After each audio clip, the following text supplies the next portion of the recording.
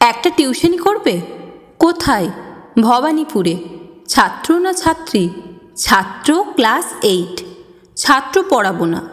Police অফিসারের ছেলে, বাবা ডিআইজি, ভালো মাইনে দেবে, ভালো খাবার পাবে। আরে এত বড় পুলিশের ঝাড়ুদার হতে পারাও তো ভাগ্যের। সুপারিশের চাকরিও হয়ে যেতে পারে। 2 দিন পর আইজি হবেন। রাজি হয়ে যায় রাজীবের প্রস্তাবে। রাজীব বলল, মাইনে মাসে 800 টাকা। সে সময় 800 অনেক টাকা। কিন্তু টিউশনিটা রাজীব নিজে না করে কেন যে আমাকে দিচ্ছে বুঝতে পারছিলাম না। তুমি করছো না কেন? হ্যাঁ, আমার সময় নেই। ডিআইজি সাহেবের ছেলের নাম অনি। ফর্সা, তবে ধবধবে নয়, কিন্তু বেশ মায়াময়। বিশাল বাড়ি, বারান্দায় দামি ফুলের টব, চারিদিকে সমৃদ্ধির ছড়াছড়ি। রাজীব আমাকে পরিচয় করিয়ে দিয়ে চলে গেল। ছাত্রের মুখোমুখি হলাম। স্যার, বেড়াল প্রথম রাতেই মেরে ফেলা উচিত। আমার কথা নয়, আমার বাবার কথা। ঠিক না? ঠিক, কিন্তু বেড়াল কোথায়? আছে স্যার, আছে, অনেক বড় বেড়াল। আমি বেড়াল মারব কেন? একটা কথা বলবো? বলো। আগের কথা আগে বলে দেওয়া ভালো। রাখলে আমারও লাভ, আপনারও লাভ, নইলে দুজনেরই ক্ষতি। আমি চাই না আপনার ক্ষতি হোক। কি কথা বলে ফেলো। আপনার মাইনের 40% আমাকে দেবেন। আপনার মাইনে 800 টাকা, 40%-এ হয় 320 টাকা। তবে আমাকে 300 দিলেই হবে। 20 টাকা আপনার বকশিস। কি বলেন স্যার? প্রথমে মাথাটা ঝিমঝিম করে ওঠে। ইচ্ছে করছিল ঘুরিয়ে একটা চড় দিই। হাত এগিয়ে নিয়েই থামিয়ে ফেলি। মুহূর্তের মধ্যে স্বাভাবিক করে ফেলি আমাকে। তারপর সহজ গলায় আদর মেখে বললাম, কম নেবে কেন বাবা?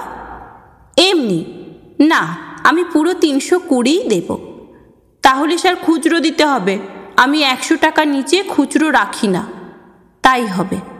বিচিত্র অভিজ্ঞতার আশায় আমার মনটা ফুরফুরে হয়ে ওঠে। মজার হবে টিউশনিটা। দেখি কত দূর যেতে পারে অনি। মাস শেষ হওয়ার কয়েকদিন আগে আমি একটি খামে করে 320 টাকা অনির হাতে তুলে দিই। অনি যথাসময়ে টাকা পেয়ে খুশি। হাসি মুখে বলল, স্যার, আপনি খুব ভালো মানুষ।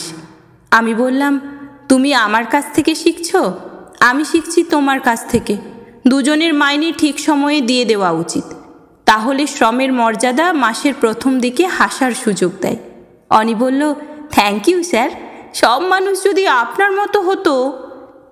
4 মাস পর ডিআইজি সাহেব পড়ার রুমে এলেন। এতদিন তাকে একবারও দেখিনি। বেশ গম্ভীর চেহারা, দেখলে সমীহ আসে। চোখের চশমায় দামটা পুলিশের পোশাকের মতো ঝিলিক মারছে। হাতের ঘড়িতে আরও বেশি।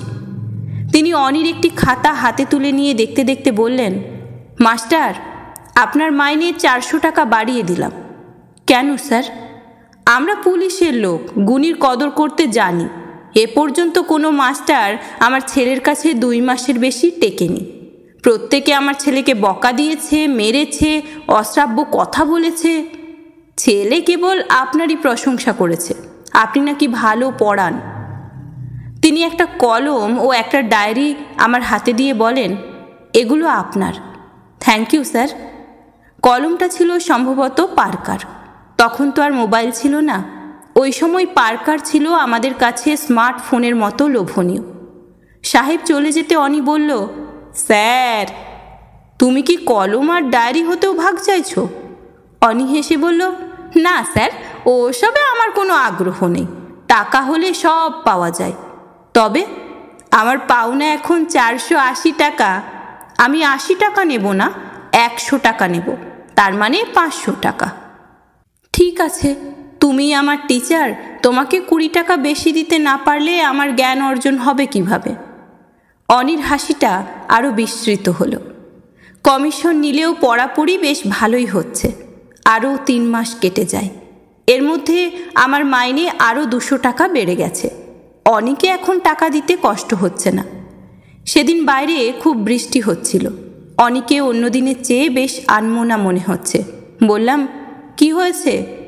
স্যার, আমাকে একটা কাজ করে দিতে হবে। কি কাজ?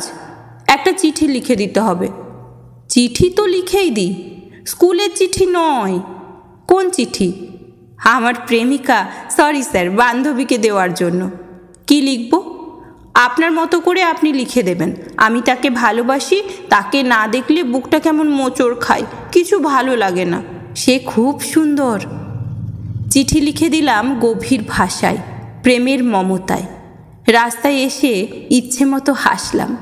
অনি আর রেহাই পাচ্ছে না। খবর পাঠিয়েছে শুক্রবার তাদের বাড়ি যেতে হবে, অনির জন্মদিন। কি নিয়ে যাই? অনেক চিন্তা ভাবনা করে অনির বান্ধবীকে দেওয়ার জন্য একটা চিঠি লিখি। অনি চিঠি পড়ে এত খুশি হয় যে সে মাসের পুরো কমিশনটাই আমাকে ফেরত দিয়ে দেয়। অবাক হয়ে বললাম, ফেরত দিলে যে? অনি আমাকে আরও অবাক করে দিয়ে বলল, আপনার লেখার সম্মানই। স্যার, চিঠিটা একদম ফাটাফাটি হয়েছে। লেখার সম্মানই? আমি চমকে উঠি।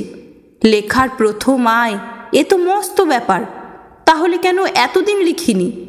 অনির উৎসাহে উৎসাহিত হয়ে পত্রিকায় লেখা শুরু করি।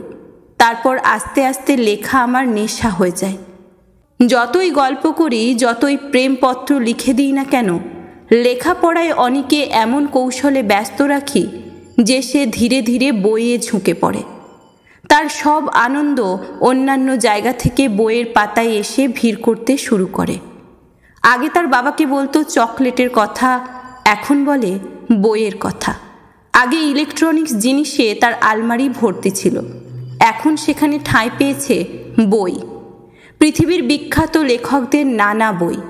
আমার কাছ থেকে নাম নিয়ে যায় বইয়ের, নিয়ে আসে তার বাবাকে দিয়ে।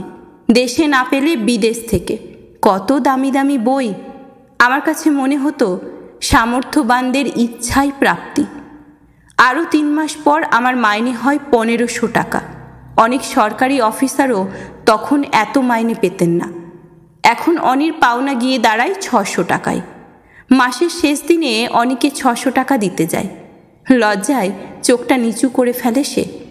আগের মতো দ্রুত হাত এগিয়ে দিচ্ছে না। Sorry sir. নাও তোমার টাকা। লাগবে না স্যার। আরে নাও, আমি অত টাকা দিয়ে কি করব?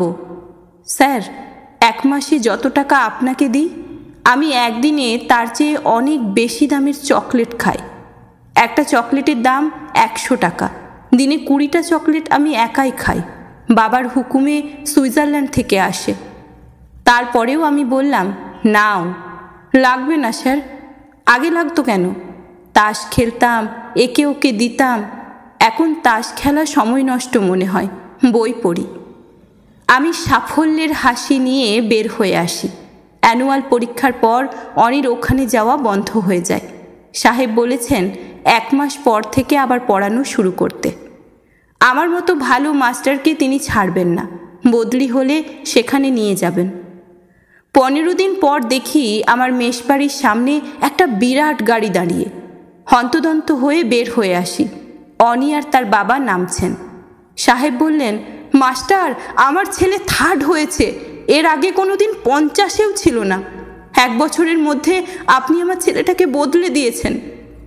ডিআইজি সাহেব আমার হাতে একটা ঘড়ি তুলে দিয়ে বললেন, আমার ছোট ভাই আমার জন্য সুইজারল্যান্ড থেকে এনেছেন, আপনাকে দিলাম। এটি কোনো বিনিময় নয়, উপহার, ভালোবাসার নিদর্শন। আনন্দে আমার চোখ ঝাপসা হয়ে আসে। এমনভাবে কেউ আমাকে কোনো দিন এমন উপহার দেননি। অনি আমায় প্রণাম করে বলল, স্যার, আপনি আমাকে বদলে দিয়েছেন। মাস্টার, অনি আমাকেও পাত্তা দিত না। এ ছেলের কাছে আমি ছিলাম কেবল টাকার ঝুড়ি। আপনি তাকে মানুষ করে দিয়েছেন। বলুন কিভাবে সম্ভব হয়েছে?